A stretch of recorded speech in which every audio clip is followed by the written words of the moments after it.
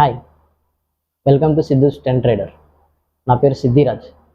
నేను స్టాక్ మార్కెట్లో ట్రేడింగ్ చేస్తూ ఉంటాను. నేను స్టాక్ మార్కెట్లో ట్రేడింగ్ చేయబట్టి 5 ఇయర్స్ అవుతుంది. 5 ఇయర్స్లో 3 ఇయర్స్ డబ్బులు పోగొట్టుకోవడానికే సరిపోయింది. మిగతా 2 ఇయర్స్ నుంచి కన్సిస్టెన్సీగా మనీ ఎర్న్ చేస్తున్నాను. 2019లో ట్రేడింగ్ స్టార్ట్ చేసినాం. ఫస్ట్ ఈక్విటీలో ఇన్వెస్ట్మెంట్ చేసేది. ఇన్వెస్ట్మెంట్ చేసినప్పుడు ఒక 1 వీక్, 2 వీక్స్, 1 మంత్ హోల్డ్ చేసేది ఒక స్టాక్స్లో ఇన్వెస్ట్ చేసినప్పుడు. సో ఆ విధంగా చేసినప్పుడు ప్రాఫిట్స్ వచ్చినప్పుడు ఎగ్జిట్ అయిపోయేది. మ్యాక్సిమం 5% వరకు వచ్చే వరకు చూసేది. 1%, 2%, 3, లాస్ట్ 5 వరకు చూసి ఎగ్జిట్ అయిపోయేది ట్రేడ్లో. ఒక్కొక్కసారి స్టాక్ లాస్ అయిపోయేది.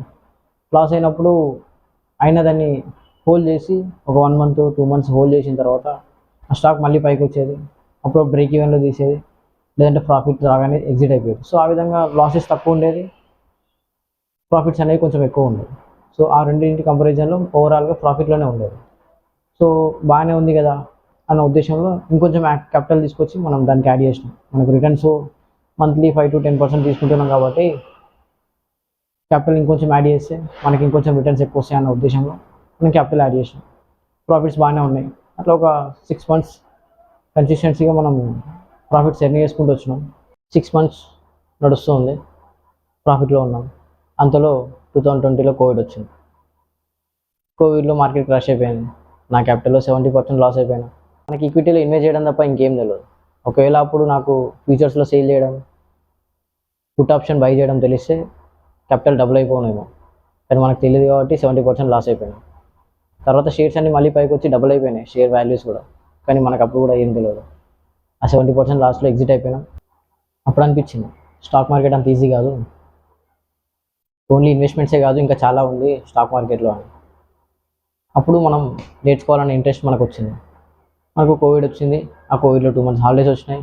ఆ 2 months హాలిడేస్లో ఫస్ట్ నేను నేర్చుకుంది స్టాక్స్ ఇంట్రాడే సేల్ చేయడం, ప్లస్ దాంట్లో లివరేజ్ ఉంటుందని చెప్పేసి అప్పుడే తెలిసింది మనకి. అప్పటి వరకు మనకి ఇన్వెస్ట్మెంట్ చేసుకునేది.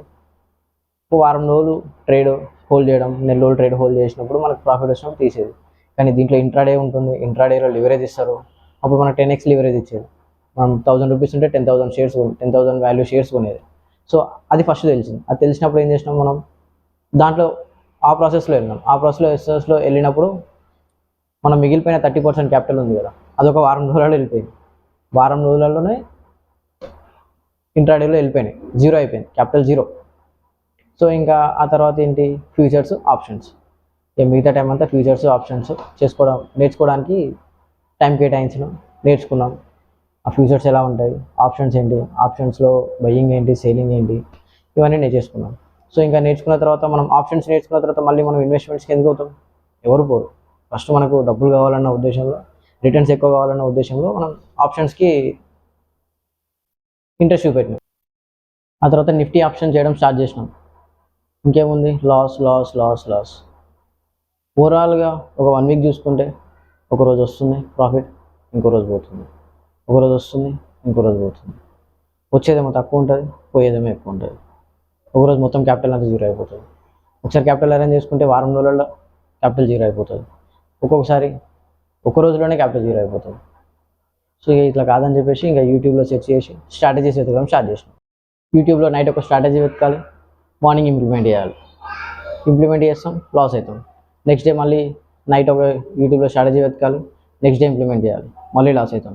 ఒకవేళ ఇఫ్ ఇన్ కేస్ ఆ స్ట్రాటజీ వర్కౌట్ అయిందనుకో, దాన్ని ఒక 2-3 days కంటిన్యూ చేస్తాం. కాకపోతే ఏ స్ట్రాటజీ కూడా 100% వర్కౌట్ అవ్వదు కదా, ఏదో ఒక రోజు లాస్ వస్తుంది.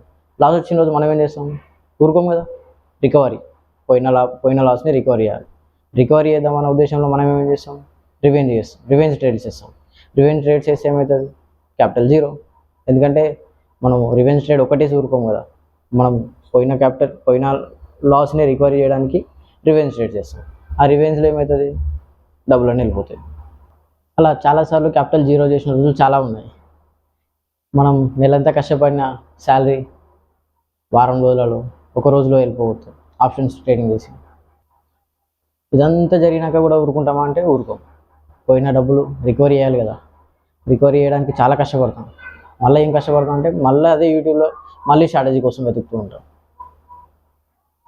అంతే తప్ప ట్రేడింగ్ నేర్చుకుందాం, దానికి ఒక పద్ధతి ఉంటుంది, money management, risk management, proper planning, position sizing ఇలాంటివి ఏం తెలియదు. తెలుసుకోము కూడా. ఫస్ట్ డబ్బులు వేయాలి, డబ్బులు రావాలి. Returns important. రిస్క్ మేనేజ్మెంట్ అవసరం లేదు, పట్టించుకోరు అసలు. స్టాప్ లాస్ అసలు వాడరు. ఇనీషియల్గా నేను చేసిన మిస్టేక్స్ అవన్నీ. బిగినింగ్లో అందరూ అవే చేస్తారు. కాకపోతే ప్రాపర్గా తెలుసుకున్నప్పుడు, proper risk management, position sizing వాడినప్పుడు మనకు ప్రాఫిట్స్ వస్తాయి. స్ట్రాటజీలో పర్సంటేజ్ ఆఫ్ విన్ రేట్ ఎంత ఉంది అది కనుక్కోవాలి, బ్యాక్ టెస్ట్ చేయాలి. ఇలాంటివన్నీ చేస్తేనే ట్రేడింగ్లో ముందుకు వెళ్ళగలుగుతాం. ఏది చేయకుండా ఓన్లీ స్ట్రాటజీస్ వెతుక్కుంటూ ఈరోజు ఒకటి, రేపు ఒకటి, ఎల్లుండి ఒకటి చేసుకుంటూ పోతే ఎన్ని రోజులైనా కూడా లాసెసే ఉంటాయి తప్ప ప్రాఫిట్లోకి అసలు రావు. ఇదంతా బిగినర్ చేసే మిస్టేక్స్. నేను కూడా చేసిన, అందుకే నేను చేసిన మిస్టేక్స్ షేర్ చేసుకుంటున్నాను. సో ఇవన్నీ కాకుండా ఉండాలంటే నేర్చుకోవాలి. ఫస్ట్ ట్రేడింగ్ చేయడానికి రావద్దు, ట్రేడింగ్ నేర్చుకోవాలి ఫస్ట్. మనం ఏం చేస్తాం, ఫస్ట్ ట్రేడింగ్ చేయడానికి వస్తాం, చేసేస్తాం, క్యాపిటల్ వేసేస్తాం, రిటర్న్స్ కోసం ఎక్స్పెక్ట్ చేస్తాం, స్ట్రాటజీ ఇంప్లిమెంట్ చేస్తాం. కానీ అది కాదు కదా పద్ధతి. ఫస్ట్ ట్రేడింగ్ నేర్చుకోవాలి. నేర్చుకోవడానికి టైం ఇన్వెస్ట్ చేయాలి. క్యాపిటల్ తర్వాత ఫస్ట్ టైం ఇన్వెస్ట్ చేయాలి. టైం ఇన్వెస్ట్ చేసిన తర్వాత, నేర్చుకున్న తర్వాత అప్పుడు మనం క్యాపిటల్ వాడుకోవాలి. అంతేనా? ఇలాంటి అనుభవాలు ఎవరికైనా ఉంటే కామెంట్లో తెలపండి. అసలు ఈ ఛానల్ ఎందుకు పెట్టానంటే, నేను చేసిన మిస్టేక్స్ మళ్ళీ ఇంకొకరు చేయొద్దు, నేనైనా లాసెస్ ఇంకొకరు అవ్వద్దు, ప్రాఫిట్లో ఉండాలి. సో ఎంతో కొంత నా సైడ్ నుంచి ఎడ్యుకేషన్గా ట్రేడర్లకి యూజ్ అవ్వాలన్న ఉద్దేశంలో నేను ఈ ఛానల్ని పెట్టాను. సబ్స్క్రైబ్ చేసుకొని ముందు మీకు చాలా ఎడ్యుకేషనల్ వీడియోస్ స్టాక్ మార్కెట్ గురించి వస్తూ ఉంటాయి. సిద్ధు స్టెంట్ ట్రేడర్ ఛానల్ని సబ్స్క్రైబ్ చేయండి.